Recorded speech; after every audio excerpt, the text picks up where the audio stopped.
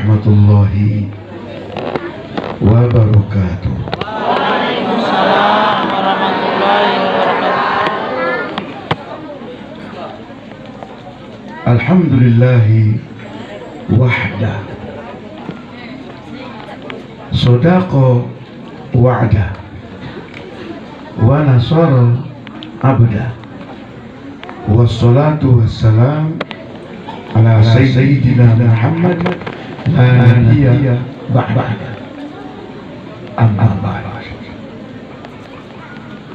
Yang saya hormati para pejabat, tentu dari kecamatan, teman-teman lurah, beserta seluruh perangkatnya. Yang saya hormati tokoh-tokoh agama, Pak Imam, Pak Khatib, Pak Bilal, Pak Baca,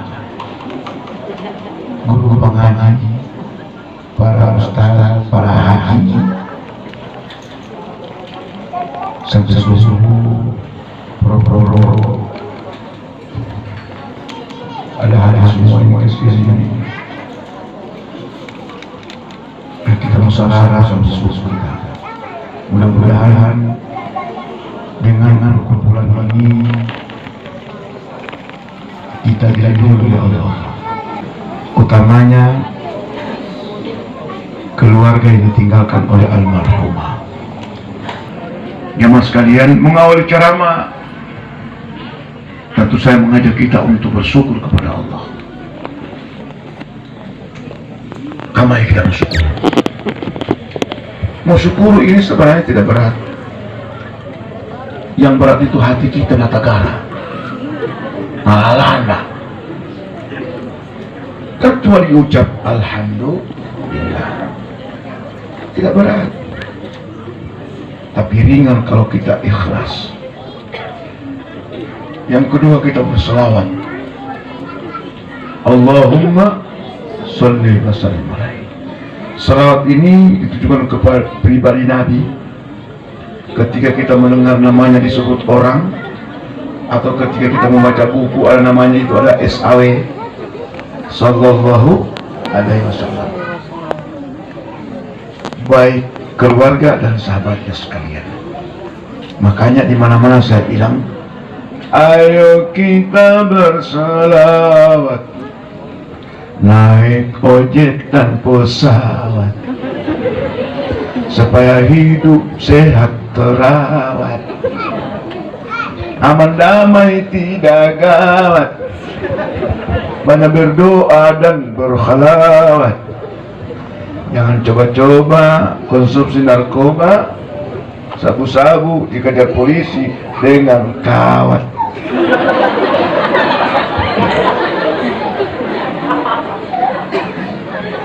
Jamaah sekalian, saya mau tanya, putra kami polo, ini apa tujuan kami langsung dari tempat? Apa tujuannya tadi?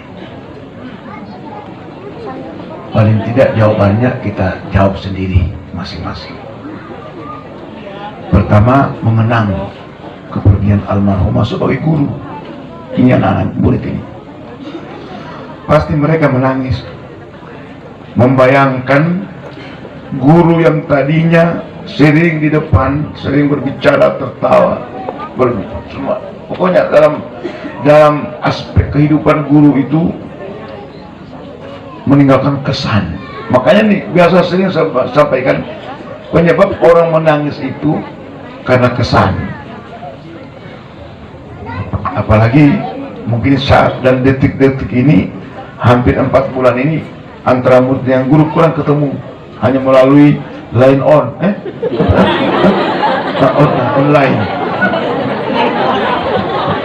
pakai link, tidak ketemu. Guru almarhumah ini guru. Jadi kepada suaminya dan kepada 2 anaknya saya sampaikan, tidak usah kata Umi Mesa resah dan gelisah. Memang manusia sebagai manusiawi ya resah dan gelisah karena kepergian namanya ibu. Sama-sama duduk makan bersama, tertawa, lantas tidak ada siapa tidak sedih. Tapi yang menutup kesedihan itu bahwa guru itu sudah melihat tempatnya surga. Nabi mengatakan, man salaka tariqan yaltamisu fihi ilman sahalallahu lahu tariqan ilal jannati. Mana anak tahu itu artinya? Nak belum? Kalau belum saya sampaikan.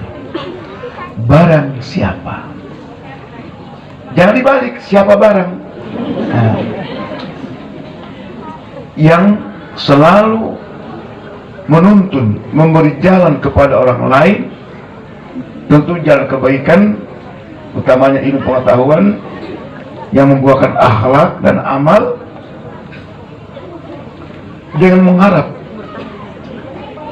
ridho Allah, maka orang yang menunjuk jalan itu, guru tadi,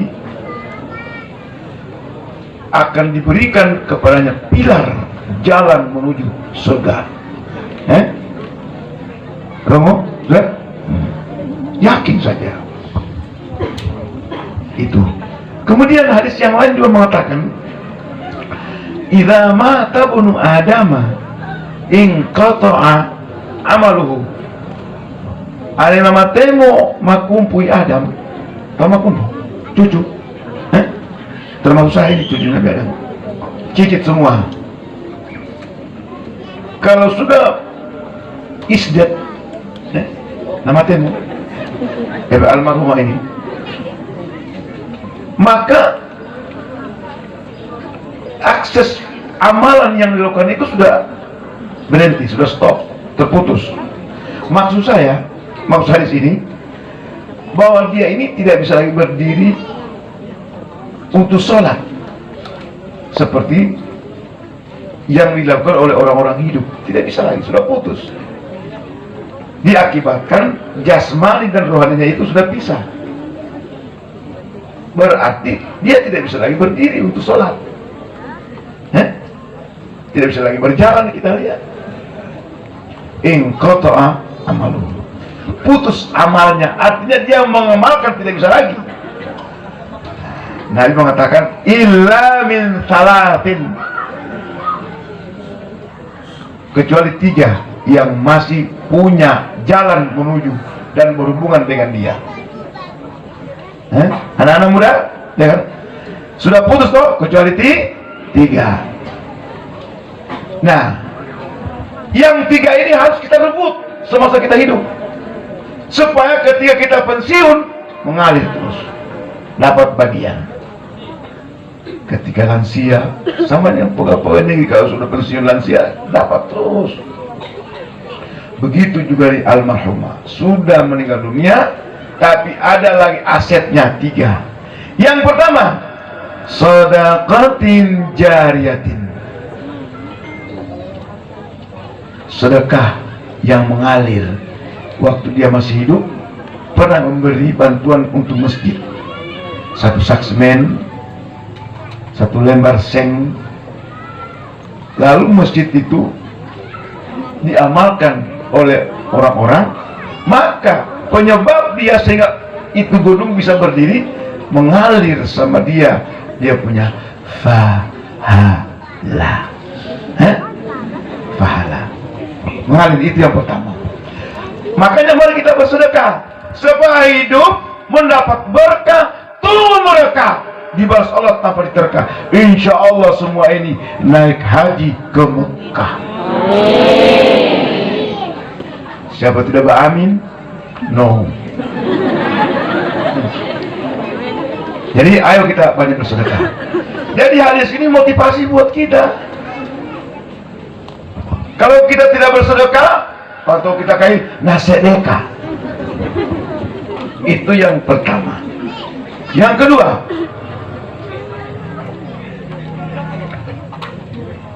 au waladin sholihin yad'u lahu. Ani mu'minin yad'u lah. Yang kedua, ini ingat baik-baik. Anak-anak yang dilahirkan memiliki watak yang soleh, yang baik, yang punya iin dan AA, yang punya ilmu iman, akhlak dan amal. Paham? Kalau televisi bilang mengerti yang begitu. Jangan lupa nanti hari Ahad 3:30 habis sholat asar nonton. Siapa tidak nonton salah sendiri, berarti dia bunuh diri. Jadi anak yang soleh ini, tentu kita bertanya, yang bagaimana soleh itu? Yang pertama, dia jaga dirinya, jangan dia sakiti. Kulit yang gagah, yang mulus, dia pelihara dengan air wudu. Dia tidak sakiti dengan noda-noda. Adik-adik jauh. Tato. Jangan ditato. Karena tato itu motifnya orang sombong. Coba lihat orang bertato, ada pakai baju. Tidak pakai baju. Kalau dia pakai baju berarti tidak kelihatan. Ada kesombongan. Yang kedua, anak yang soleh itu dia jaga akalnya jangan rusak. Karena akal ini untuk berpikir, hati untuk berzikir. Korelasi antara pikir dan zikir itu yang melahirkan albab. Albab itu memiliki kawasan dan wawasan. Itu albab. Hanya dimiliki oleh manusia yang punya akal, bukan tafede. Kebetulan tafede. Oh tafede. Meong, bukan anjing. Jadi orang yang soleh tadi, wali solehin, betul-betul dia tahu dirinya. Dia tidak narkoba. Kamu tahu narkoba? Nampak akan rusak kerangka organ badan akal. Makanya dalam lagu saya, jangan coba-coba mengkonsumsi narkoba, kalau tidak berubah hidupmu jadi domba. Jadi kalau anak soleh, bagi laki-laki wanita solehah,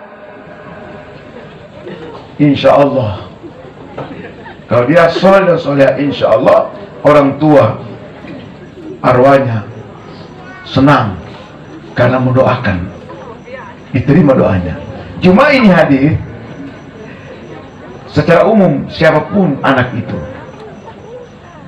bukan nanti anak kandungnya, karena waladin solehin ini kalau saya jelaskan namanya kaidah Arab, nggak perlu saya sebut di sini. Namanya isim nakira, yaitu nama benda yang dikira-kira, artinya secara umum. Itu yang kedua. Sudah nggak semua dengar? Yang ketiga, au ilmin yuntafa'u bih. Nah, jadi ini sudah kena beliau almarhumah karena guru. Ilmu waktu masih hidup diajarkan kepada anak-anak generasi muda, lalu anak itu menjadi guru, jadi sarjana. Lalu guru sarjana ini mentransfer lagi ilmunya kepada orang lain. Maka ini ibu penyebab ilmu tadi, dia terima terus menerus kepadanya. Inilah kehebatan guru. Makanya saya menulis satu puisi, guruku.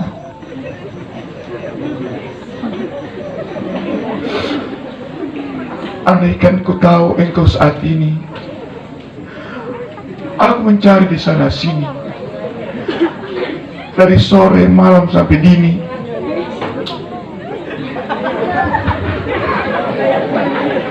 Ini jadi guru itu.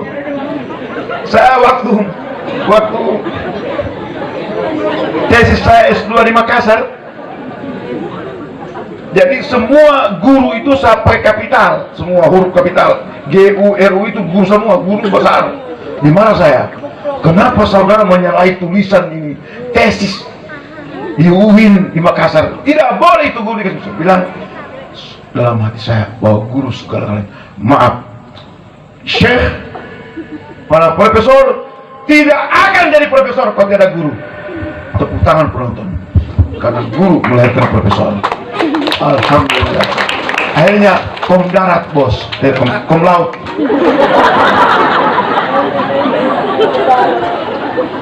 Bapak Ibu rahmatullahi Allah subhanahu wa ta'ala. Jadi mari kita cari sebagai orang yang selalu memberi jalan yang baik itu guru. Pokoknya semua guru, termasuk guru kau tahu. Guru kau tahu, saya pemain kau tahu dulu ya begini. Bapak, guru kau tahu juga. Itu cuma jangan guru roti. Nah, lain guru roti tidak masuk. Pokoknya guru yang baik.